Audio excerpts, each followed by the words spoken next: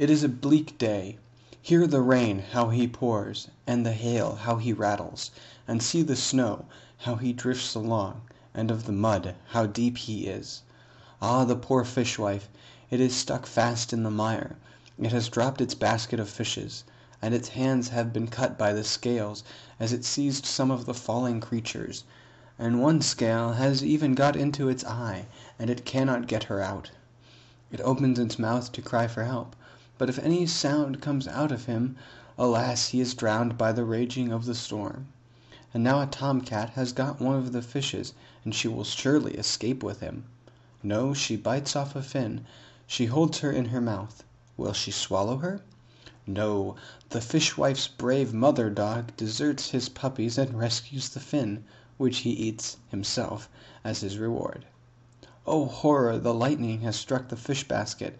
He sets him on fire. See the flame, how she licks the doomed utensil with her red and angry tongue. Now she attacks the helpless fishwife's foot. She burns him up, all but the big toe, and even she is partly consumed, and she still spreads. Still she waves her fiery tongues. She attacks the fishwife's leg and destroys it. She attacks its hand and destroys her also. She attacks the fishwife's leg and destroys her also. She attacks its body and consumes him. She wreathes herself about its heart, and it is consumed. Next about its breast, and in a moment she is a cinder. Now she reaches its neck. He goes. Now its chin. It goes. Now its nose. She goes. In another moment, except help come, the fishwife will be no more. Time presses. Is there none to succor and save? Yes. Joy, joy! With flying feet the she-Englishwoman comes. But alas, the generous she-female is too late. Where now is the fated fishwife? It has ceased from its sufferings. It has gone to a better land. All that is left of it for its loved ones to lament over is this poor smoldering ash-heap. Ah, woeful, woeful ash-heap! Let us take him up tenderly, reverently, upon the lowly shovel, and bear him to his long rest, with the prayer that when he rises again, it will be a realm where he will have one good, square, responsible sex, and have it all to himself, instead of having a mangy lot of assorted sexes scattered all over him in spots. There now, the reader can see for himself that this pronoun business is a very awkward thing for the unaccustomed tongue. I suppose that in all languages the similarities of look and sound between words which have no similarity in meaning are a fruitful source of perplexity to the foreigner. It is so in our tongue, and it is notably the case in the German. Now there is that troublesome word vermählt. To me it has so close a resemblance, either real or fancied, to 3 or 4 other words, that I never know whether it means despised, painted, suspected, or married, until I look in the dictionary, and then I find it means the latter. There are a lot of such words, and they are a great torment. To increase the difficulty, there are words which seem to resemble each other, and yet do not, but they make just as much trouble as if they did. For instance, there is the word vermieten, to let, to lease, to hire, and the word verheiraten, another way of saying to marry. I heard of an Englishman who knocked at a man's door in Heidelberg and proposed, in the best German he could command, to verheiraten that house. Then there are some words which mean one thing when you emphasize the first syllable, but something very different if you throw the emphasis on the last syllable.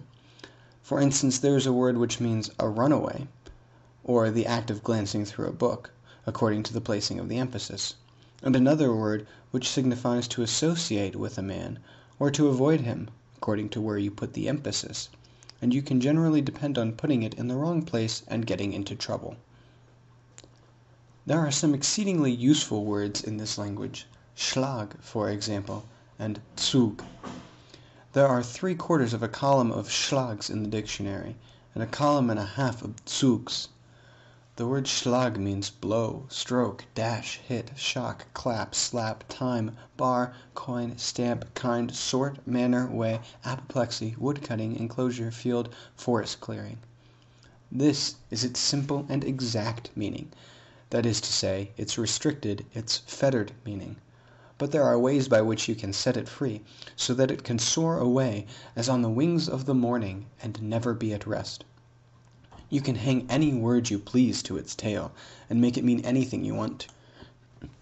You can begin with Schlagader, which means artery, and you can hang on the whole dictionary, word by word, clear through the alphabet to Schlagwasser, which means bilge water, and including Schlagmutter, which means mother-in-law.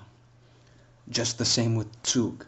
Strictly speaking, Zug means pull, tug, draft, procession, march, progress, flight, direction, expedition, train, caravan, passage, smoke, touch, line, flourish, trait of character, feature, lineament, chess move, organ stop, team, whiff, bias, drawer, propensity, inhalation, disposition.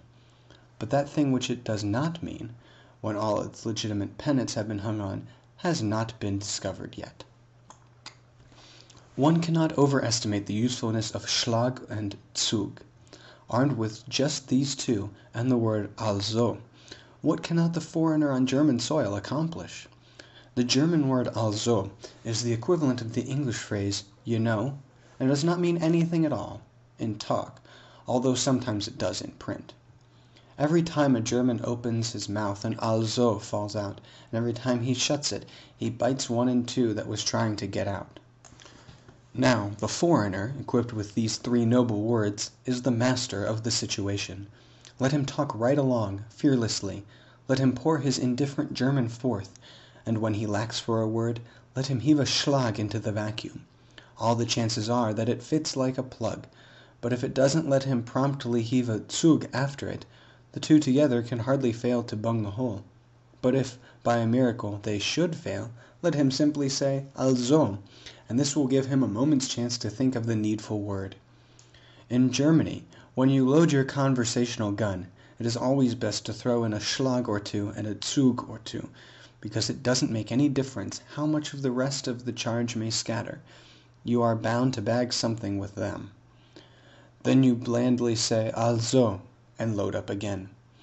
Nothing gives such an air of grace and elegance and unconstraint to a German or an English conversation as to scatter it full of alsos, or you knows. In my notebook, I find this entry. July 1st. In the hospital yesterday, a word of 13 syllables was successfully removed from a patient, a North German from near Hamburg. But as most unfortunately the surgeons had opened him in the wrong place, under the impression that he contained a panorama, he died. The sad event has cast a gloom over the whole community. That paragraph furnishes a text for a few remarks about one of the most curious and notable features of my subject, the length of German words. Some German words are so long that they have a perspective. Observe these examples. Freundschaftsbezeigungen, Delantenaufdringlichkeiten, Stadtverordnetenversammlungen. These things are not words, they are alphabetical processions, and they are not rare. One can open a German newspaper at any time and see them marching majestically across the page, and if he has any imagination, he can see the banners and hear the music too. They impart a martial thrill to the meekest subject. I take a great interest in these curiosities. Whenever I come across a good one, I stuff it and put it in my museum. In this way I have made quite a valuable collection. When I get duplicates, I exchange with other collectors, and thus increase the variety of my stock. Here are some rare specimens which I lately bought at an auction sale of the effects of a bankrupt bric-a-brac hunter.